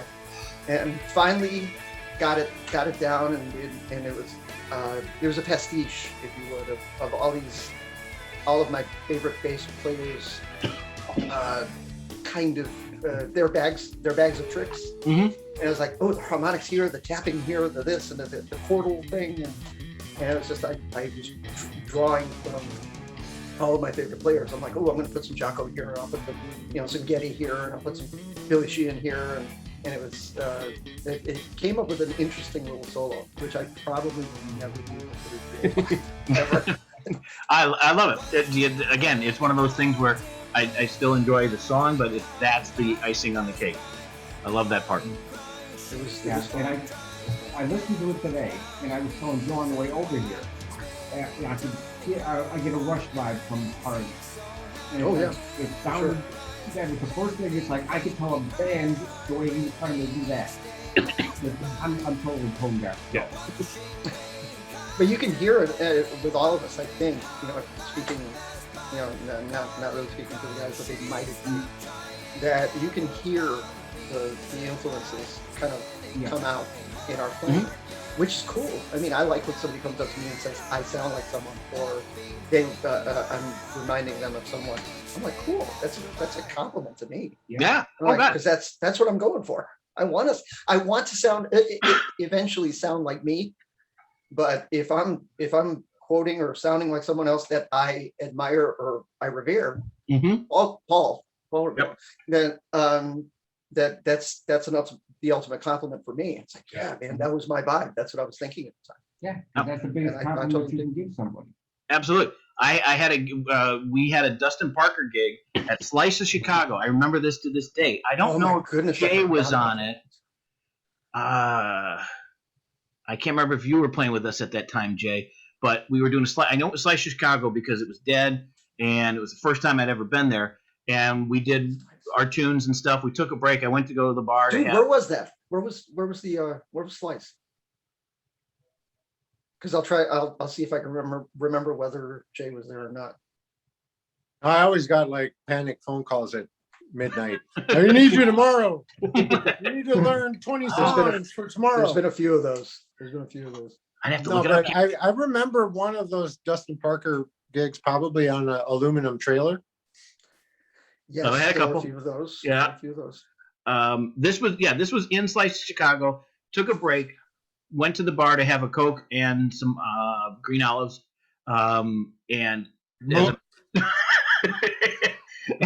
as I'm sitting there, the guy comes up and he goes, "Hey, just wanted to compliment you on your lead guitar playing." I'm like, "Oh, thanks, man. I appreciate it." He gogoes, "I hear the Satriani influence. I hear the Vi." He goes, "I think mentioned a couple players, and all players I'm a huge fan of." He goes, "But I really hear Larry Carlton." And I turned and looked at this guy, and I went, "In all of this rock stuff, you heard the Larry Carlton?" He goes, "I heard the Larry. You're definitely a Larry Carlton fan." And I shook his hand. I said, "That's one of the best compliments I've ever received." And you said, "Who's the boss, bitch?" That is a Larry Carlton song, right? Who's the boss, bitch? I never heard that. Yeah, one. no, yeah. Who's the boss, bitch? No, the theme song for Who's the Boss. I was actually thinking the same thing. Larry Carlton had a song called "Who's the Boss, Bitch?" I mean, you know what? We never know because Larry he played on everything. Yep. Yeah. He might have been. Yep. Family Ties and Who's the Boss is kind of swirling in my head right now. Yeah. It's probably not a good. Who's the boss? La la la la. I just like "Who's the Boss, Bitch." La la la la. Show me that smile. Moving on up. Yeah, exactly.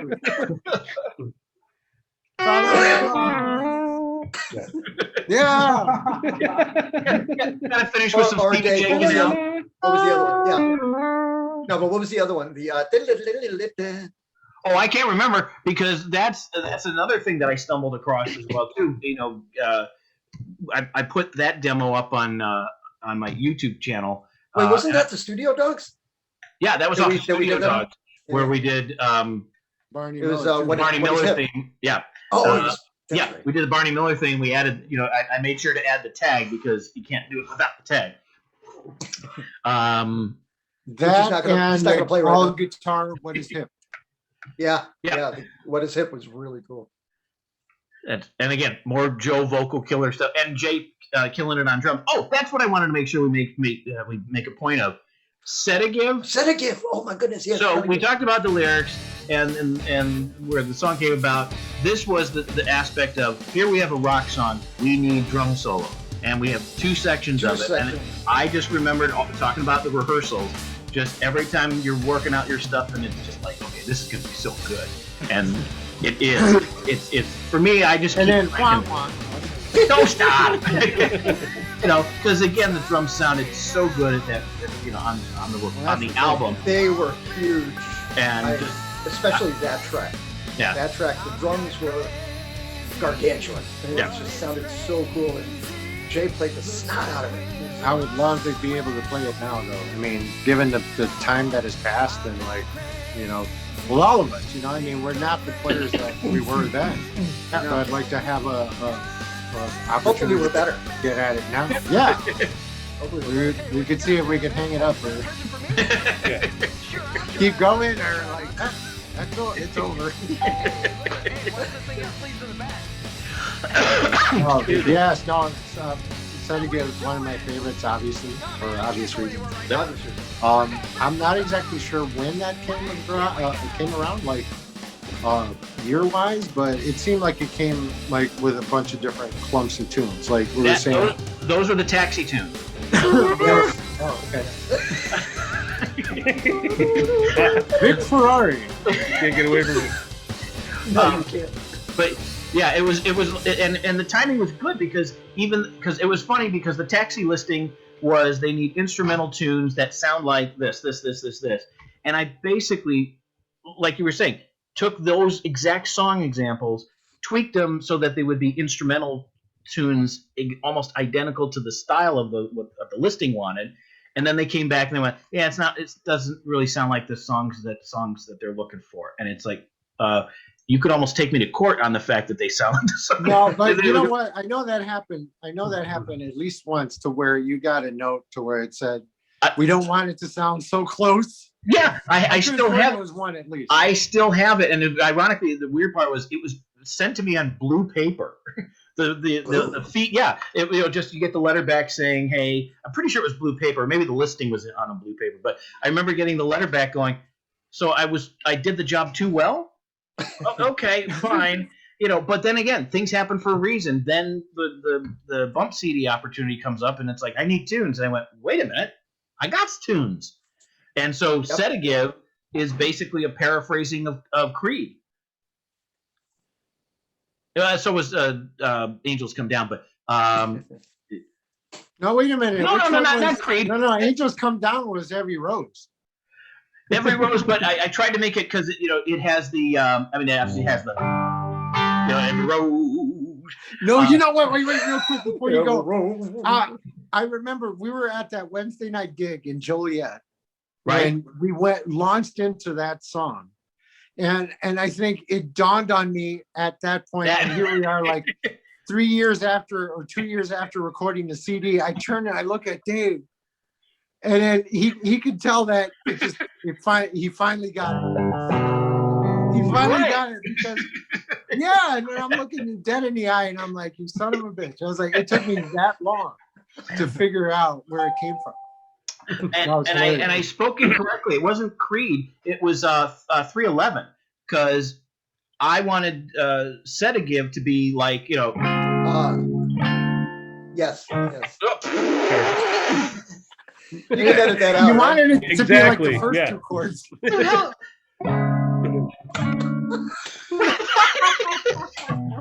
That's up to another step, I think.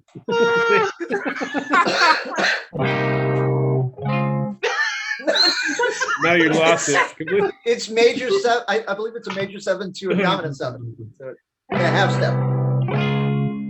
Something like that. Yeah. But it's G. No. It's I think you're playing G. this. I think you're playing the second and third chord. You need to find the first chord. Anyway, Just stop now. We need. but the funny part is I had chords. So And not those. Set a Give ended up Better chord. Set a Give has the big heavy stuff in the start of the tune, and then I had am I sleeping or am I awake? Yeah. So I did the 311 type of vibe there, and then I just remembered, you guys will remember as well, Carl's like, and I said, it's basically like the vibe of the 311 tune.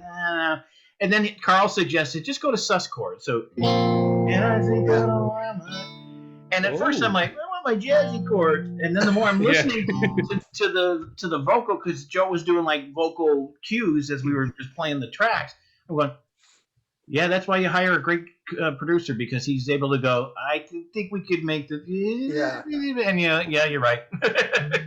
Especially a guy that was in Supertramp and all this other stuff. It's like he's been all the different genres. We're talking about all these different genres of things that you guys have touched on, Rush and Creed and 311 and all this stuff. It's like somebody that can harness all that.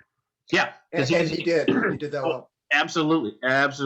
Which, we're not there yet, but because we'll obviously mention how It's Not Unusual came about.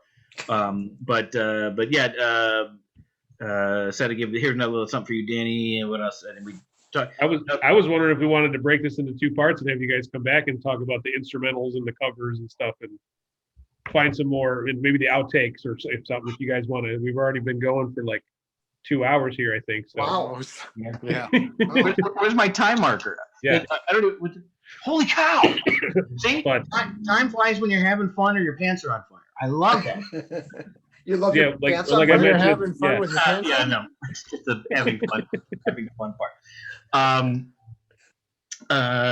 Speaking of pants, I'm not wearing pants Blah, blah. today. Play It's that too sustain hot. chord again. There you go. What was that? Vito Lovejoy. Oh man, is that a real? That's not a real. I don't know. What is that? Oh my god! You know, Did I just shit? Wow. I like to get uncomfortable with. Get uncomfortable with Vito Lovejoy. So however you want to do it, Joe. but Yeah. And that's how you end a podcast right there. I mean, You can't beat that. we can't Beat go that any with a further stick. than that. But yeah, if you today. guys want to jump back on, we can. I mean, the whole year is the 15th anniversary, right? So we can just do this again in September or something if we have to. If we got a schedule problem or whatever. Well, how about this, Joe? You see what you can find, Oh, pictures and stuff. video Yeah. wise. Check the Folgers can. They might be in there. I'll go get because again I know exactly as much as everything I have is in storage right now. I know exactly. You know where it is. Yeah, because you know my OCD. I've got office boxes, and I know where all the bump album tracking stuff is, all the charts and stuff. I'll pull out the everything that the guys wrote down there, and somewhere we've even got pictures. I don't know what computer hard drive they're on of all the bump chump variations. But that would be cool to get all that stuff, and then I'll also find the demos too. Yeah, get some demos, and we'll go over like the outtakes. The last two tracks on here are like these silly outtakes, and your Can I Love make Dave leave you with a very another favorite Carl Verheyen stories? But absolutely. it's not a studio story. It's a NAMM story. Let me try to set it up for Dave. Dave, when you guys took a walk and you were walking around, and you had heard that guitar player, he was trying out a guitar. Do you remember what Oh, what the Carl, shredder? Carl said? The shredder, Yeah. dudes. Oh, no. But now which one? Because there's The T one. okay, yeah, guys shredding up a storm. Something I could never play. Just kind of shredding up away. I'm walking with Carl, and we hear the guy, and we're walking past, and the guy's doing his thing in the NAMM booth, and he's shredding away. And then Carl just leans over and he goes, I'll do it in the microphone, so it's effective. He goes, tiny. tiny. Tiny. Yeah, And tiny. somewhere, maybe I can find this to bring to the table. Somewhere, I still have Tiny C. Oh my goodness. So we'll have to. I know I have it. There's no question. But I don't know if it's in the same office box. But I'm just picturing his face glued to Elvis's. All right, just for reference, so the people know what we're talking about. Yeah. We dubbed Carl Verheyen Tiny C because I don't know how we ended up. We were in love with Elvis at the time, and the whole look at that. Rob Schneider was doing Tiny yes. E Yeah. Tiny. on Yeah. SNL. Yeah. So of course we were just like stupid with that, right? Yeah. So then Dave literally found a tiny Elvis with jumpsuit and the whole bit. and it was on the console for the entire recording. But Dave, being Dave, took it a step further and got a tiny little picture of Carl. Just his And face. rubber band it to Elvis's face. So you got Elvis's body like this, and it's Carl's face. Wow. The whole Tiny C. And to this day, every so often when I email the guy, I'm just like, "Hey, Tiny C, what's up?" And it's nice to know that someone like that just still enjoys that laugh. Let me throw this out there. Oh, This is going to be a 25-part series. You know? Uh-oh. let me ask Carl if he might want to join us the next time. Absolutely. Would not I that was- be cool? Yeah, I was gonna try to talk to you guys ahead of time and say, hey, is there anybody else that could jump in? And I was trying to see if like I said, John couldn't make it, or there's a few other people that we all know together that could have jumped in. But yeah, definitely, if you want to see if Carl wants to. Even if we could just get him in for a few minutes, Yeah. just to because he's that kind of guy. Look, this is outside of the course of the album, but there's a jazz fusion group getting put together, and they asked me if I'd like to kind of play on some stuff. When we get back out to playing live, I said that'd be fun. They said, well, we want to do these tunes. They gave me this list, and one of the songs was "Actual Proof" by Herbie Hancock. Herbie Hancock. Yeah. Mhm. And Carl, on his website, he has a guitar academy where he teaches lessons. He said the hardest song I ever had to learn, "Actual Proof" by Herbie Hancock. And I'm like, well, that's if it's hard for him, it's gonna. So I messaged him and said, hey, by the way, I just I might be doing this little band project side thing, and they're doing "Actual Proof." Carl, first thing he says back, you want to do like a little free Skype lesson? I'll walk you through it. Yeah, let's do that. Sure. And then we're on Skype for like an hour just joking around. But he walked me through the meter stuff and all that. But so something tells me he might be like, yeah, I could spare a few minutes. That Wouldn't would be be bad. really neat. Yeah. And Yeah, here absolutely. I am thinking, yeah, that's cool and all. So what time signature is it in? Well, it's 4. Now here's the quick if you want it. The Carl, we were at NAMM. We were at having dinner. Herbie Hancock sits behind Carl at the next table. Carl tells this story about Actual Proof and how it was the hardest song he ever had to learn. And he says there's a breakdown section at the end of the head where he can't tell in the charts. If you go to the real book, it's like 4/4, 5/4, 3/4, which would really just be 3 measures of 4. So he said he always wanted to ask him. So here was me watching Carl Verheyen be a fanboy, and he's like, I want to go ask him. And he's like, nah, I'll leave him. I'm like, no, you're going to go ask him, because I've been in that position way too many times. I get to push you into that. Yeah. So he got up when they were leaving, turned around, and he had actually opened up for them at the Hollywood Bowl at one point. And Carl started to talk to him. He says, I don't remember if we played in front of you. Oh, yeah. And you see him, and we can't hear the conversation because we're kind of giving them their space. And Carl's clearly asking him, and then you see Herbie Hancock go, and we're like, what? So Carl, and he's like, oh, great. They give a hug, and Carl comes back, and we said, what? He says it's in 4. So even the charts say it's that, but so Carl's lesson on his website had, here's the chart that everyone sees, here's the chart that I wrote out in 4. It doesn't matter. It's how long you play it, how you play through it. And it was just kind of like, man, even that man is having difficulty with some tunes. So Wow. it makes you feel like He's human. He's yeah, human. exactly. He's human. So, and again, I think he'd probably get a little kick out of it. I'm sure his thing would be like, well, let's just try to find a day and a time, But even if we can just get him in for a few minutes to say a couple of words, and I want to ask him if he still has that Porsche he bought. You remember when we were there? Yep. He just took delivery for that new that's Porsche. right. Yeah. He did. I don't know if that was the time where we actually got to go to his house for barbecue and swimming. That was That's where we first met Jeffrey. Yeah. See now there's that whole thing about the week itself. Just going into car. We'll save it for next time, but just remind me to. Here's the teaser. Here's the teaser. There's the teaser at the You end. have to remind me to tell the story at my embarrassment about when we left his house after having dinner, and we knew we had a good hour drive down the mountain to get back to the hotel. And I'm like, I don't feel I so gotta good. go. Yeah. Oh no.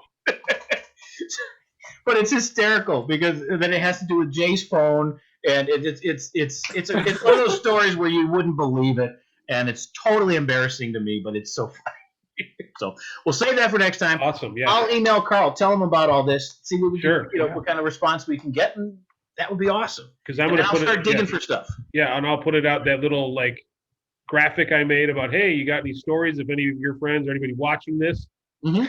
has something they want to add to the conversation, or a memory, or a video, or a message for these guys, we want to send it out to you. We'll send it to our email address, btppod@gmail.com, or excuse me, you can call the phone number 608-728-7763. I'll just spit that in there.